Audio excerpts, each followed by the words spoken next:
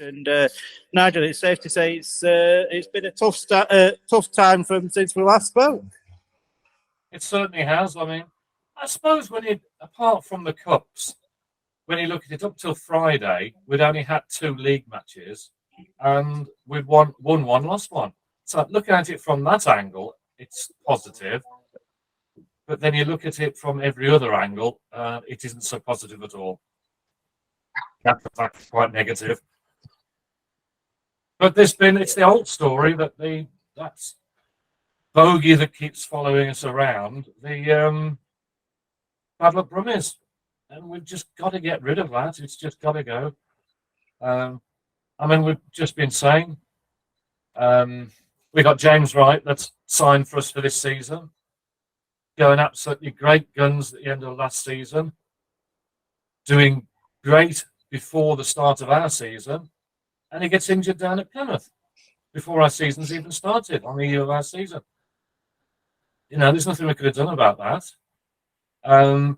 Then we've signed Dan, and look what happens to Dan. Within 24 hours of us signing him, he gets concussion and is out for 12 days. You know, it just seems to be one thing after another. We've got to get over these things. We've got to move forward. I just thought I'd better hold my mug that way around. You don't want to see what's written on the other side. And as a promoter, can that be kind of important that everything's kind of happening as it is at the moment? Yeah. Does that motivate you more? No, there's a lot going on now, and expect changes in the next, fairly rapidly. Can't say a lot more, obviously. And have you identified the changes that you want to make? That rider changes or track changes or whatever. There's a lot of different permutations. There's a lot of different permutations between 1 and 3 riders. That's what it boils down to, though. We've got to do something. And obviously, you guys we can't carry on using RR. RR just doesn't work for us. Yeah. On Friday at Glasgow, I think we knew that we were going to get a heavy defeat. I think we knew that. We knew that RR wouldn't work for us up there. And we were actually expecting James Wright to do a little better. He came in this would be his second meeting since injury, and we're expecting him to get a little bit better, but he was in severe pain by his second ride, so we had to use our IRR for him as well. So again, it's just one thing after another. But we've got to get over them. We've got to move forward. That my job here now, as CEO of Birmingham, is to see the way forward for the long-term future of Birmingham. And we're still there to getting my initial promise of the season to get in the playoffs. That seems a bit daunting now, but it's still there. I mean, that's the two things: long-term future of Brummies and to get in the playoffs. And we won't give up. I shall never give up. And I've said this 1,000 times. I've never failed in business, and I don't intend to fail now. We'll move forward. Long, winding road ahead of us. Obviously, you mentioned potential rider changes. And one rider in the Brummie squad this season that's really surprised me because of the below-par season he's had is Nick Morris.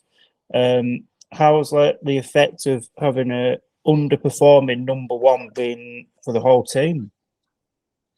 Well, obviously, the way our team was set up, it was to have a top-heavy number one. And again, that's something else that has sort of gone wrong. Nick isn't getting the scores he was last season. I think, the causes of that have been identified, and Nick is addressing them. nobody is more frustrated than Nick himself. He certainly is very, very frustrated.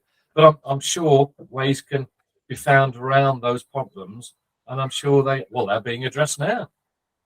And we'll see what happens on Wednesday. I'm sure things will be different on Wednesday. Another of the problems that we've had is with the track. We'd obviously rebuilt the track for this season. But then we've had a slight problem in as much as one of our big bouncer has been out of action for various reasons. Now it is ready to go out onto the track on Tuesday. I mean, it is. I've just been out on the track now, and it's absolutely rock hard. It's like a motorway surface, but we're going to get plenty of water on that. More clay. It's similar to this, then, yeah. Yeah. What the hell's that? That's a very dusty school. Yeah. No, I mean, it is that the track is beautiful, but it needs more water on it. As I said, our bouncer was out of action, the big bouncer, so we're using our flatbed, which we put together over the winter months. But the problem is with that, just using that for watering, it is a bloody good track packer for tyre packing. And the problem is continually using it for watering the track, it was packing the track more and more and more. So we've got a very, very slick surface on there. But that will be addressed through the track this week, I'm sure. Now we can get water, plenty of water on it, and we're going to see some superb racing, I think, on Wednesday. And you touch on the bad luck for the Brummies. Obviously, there has been, I know you can't speak too much on it, but there has the news come out that there's a preliminary list for dogs being released, which shows Wednesday nights as a dogs' night. And obviously, with what you can say to us, like, is there things going on behind the scenes to get that kind of secured, just to put the Brummies fans at mind? I mean, you know, as has been said, all we know ourselves are that GRA produced their fixture list for next season. That was released actually while I was in Benidorm. The phone started to go crazy because it was noticed that Wednesdays were being used for dogs. I immediately got in touch with the UK manager for ARC, who literally said, I can't say anything more until we've had a meeting with until they'd had a meeting with the landlords in mid-June. So that's all we know. That's all we know.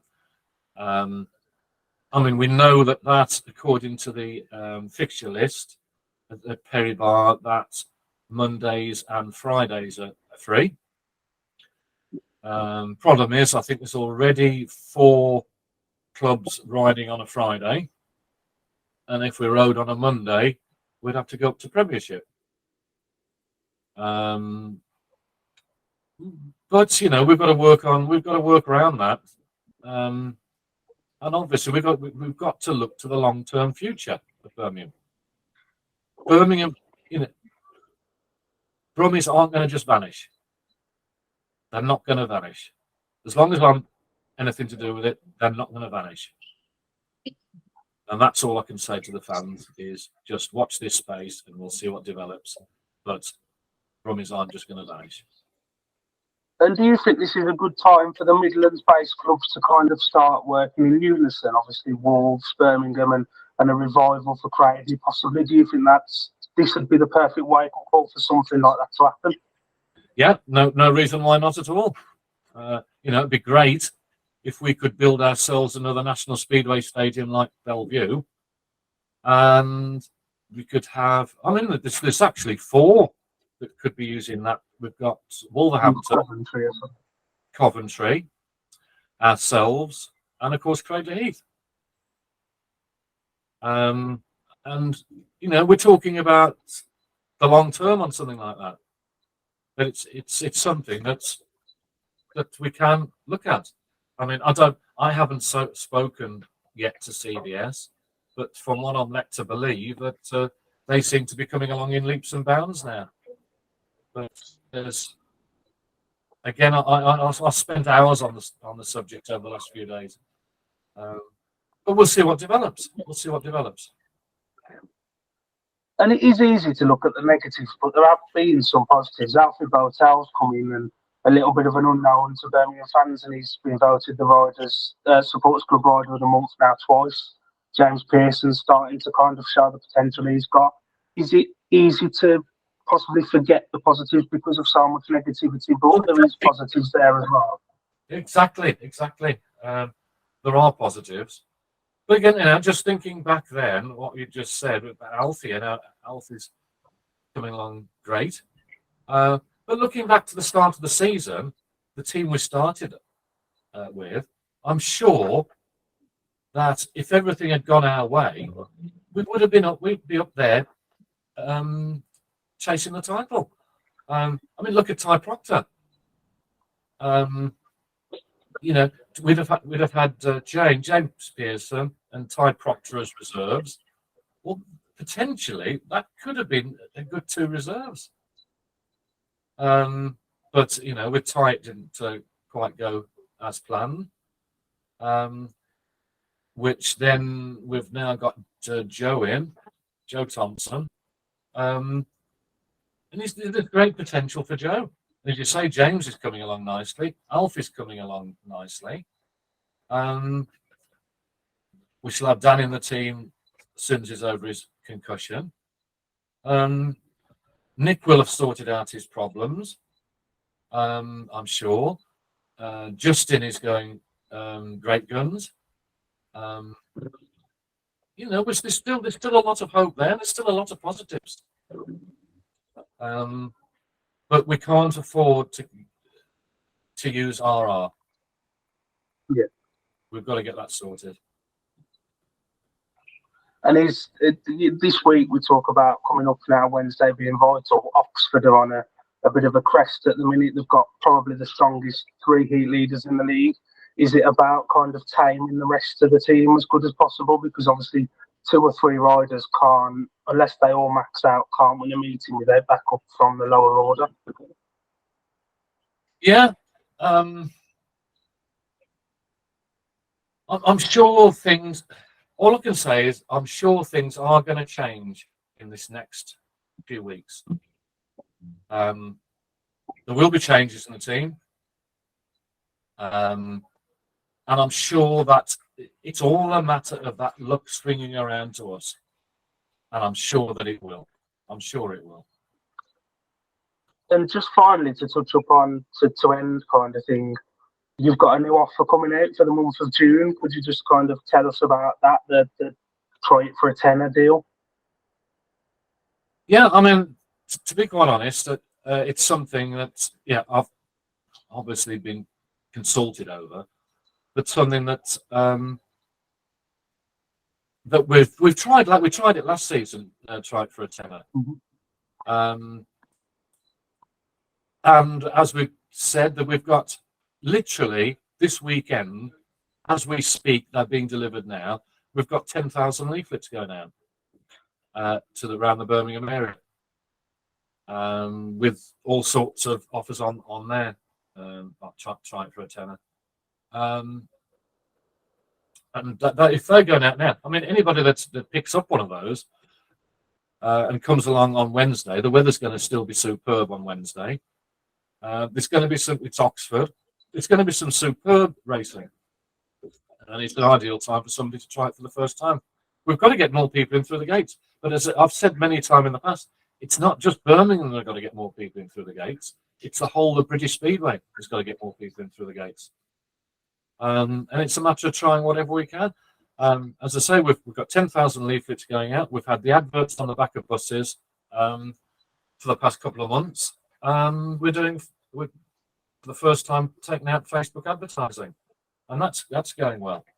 And we are seeing the results. I mean, we were looking at the bookings we've taken through Try Booking, the bookings in advance, and There's a lot of new bookings coming in from people that have never booked before. So it is working. But we've got to put out racing that's exciting.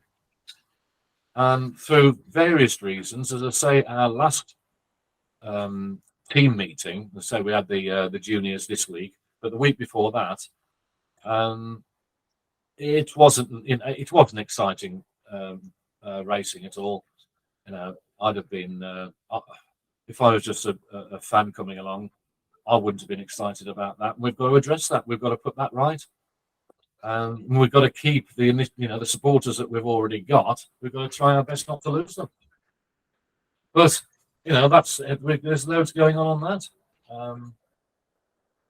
It'd be brilliant if we could take it up to 1,000. Getting 1,000 in through the gates.